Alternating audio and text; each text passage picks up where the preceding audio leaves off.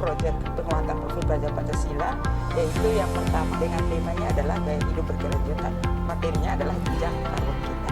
Jadi ini adalah alur pelaksanaan daripada tema 1. Kita laksanakan 2 tema. Yang selesai dari tema 1, tema kedua itu kewirausahaan sementara proses. Hasilnya adalah yang kritik sana baru berapa kali pertemuan. Kalau untuk jejak karbon ini alur pelaksanaannya ada 9. Pertama dari asesmen diagnosis dengan gambar-gambarnya, videonya juga ada.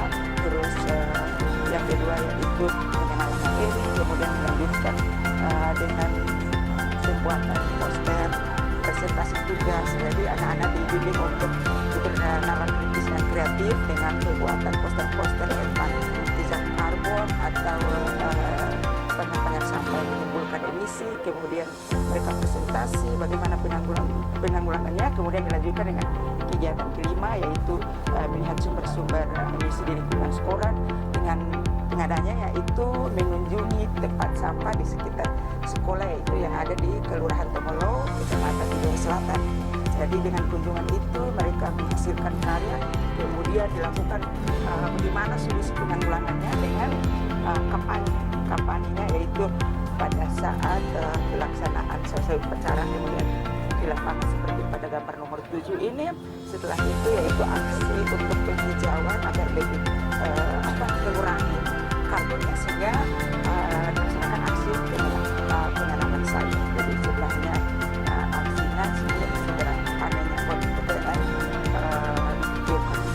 terus yang berikutnya setelah selesai aksi penanaman, maka dia sudah sampai ke 8 selesai, maka kita laksanakan pameran untuk tema 1, yaitu gaya hidup berkelanjutan. Jadi untuk sementara dalam proyek yang kedua yaitu kewirausahaan, dengan hasilnya atau hasilnya untuk dokumentasinya belum ditampilkan. Demikian Pak. Asesmen diagnostik. Asesmen diagnostik ini kan ya secara umum, tidak mengacu pada materi gaya hidup berkelanjutan saja, tapi secara umum. Jadi dengan kalau bernalar kritis kita buat soal dengan adanya dimensi generasi siswa itu dia bisa sendiri mengasah dia punya cara berpikirnya itu. Dari langkah-langkah yang pertama dari asesmen diagnosis sampai pada terakhir itu adalah pameran hasil karya. Di situ ada beberapa dimensi yang kami lakukan di situ. Pada langkah-langkah itu semua dimensi itu kami membuat di dalam. Ada gotong royong misalnya,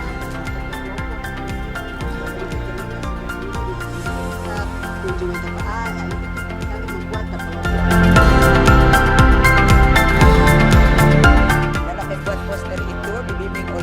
Kemudian mereka bikin sendiri juga, itu ya.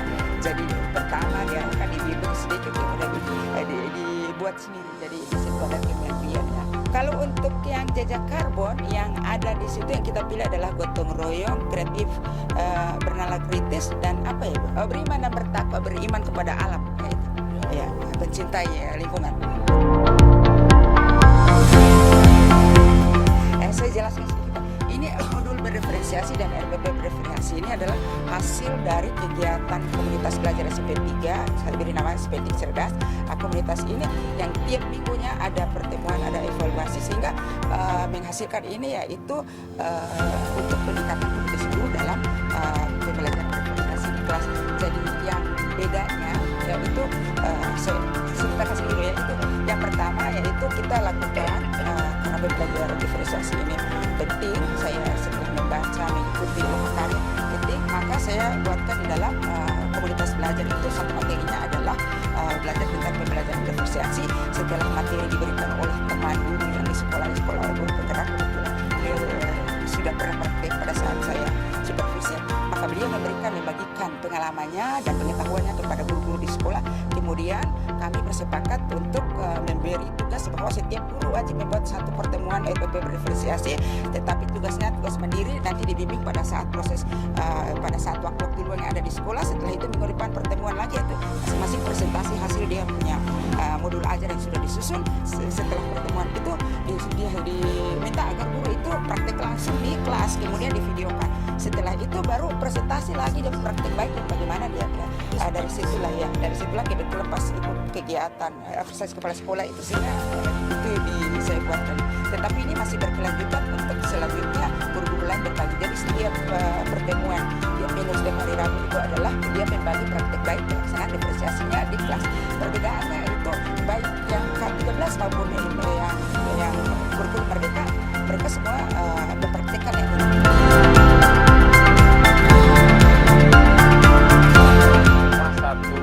Bagaimana anak-anak itu dengan pesat untuk menjadi cerdas itu adalah penumbuhan kecakapan bertanya, ya, penumbuhan kecakapan bertanya. Maka setiap tahapan-tahapan yang dilakukan ini harus ada atau terkumpul pertanyaan-pertanyaan yang lahir dari peserta didik. Nah, ini menjadi suatu kekayaan, ya harus. Jadi pertahapan ini kalau bisa hanya sebagai pemantik aja anak-anak biar melakukan proses eksplorasi. Ya, kalau itu yang terjadi luar biasa. Jadi nanti ya sekolah itu seperti pasar ya, artinya untuk pasar market ya, pasar market, pasar pendidikan. Dia akan melakukan di spot-spot sekolah itu hanya memberikan sebuah stimulan atau pemantik pembelajaran. Nah, mereka akan mau kemana dia sesuai dengan asesmen dia tertarik kemana. Nah, di situ dimunculkan sebuah pertanyaan-pertanyaan.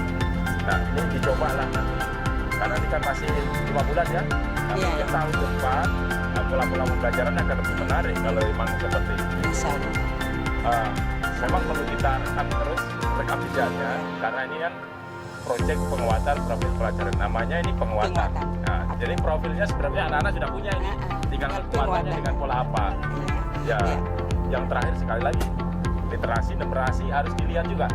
Dari tiap-tiap tahapan ini, bagaimana konteks pemahaman literasinya dan numerasinya. Ini mungkin perlu ditemukan di komunitas belajarnya gitu ya. Ya mungkin ada yang perlu ditanyakan atau perlu apa yang kami lakukan dari balai ini gitu.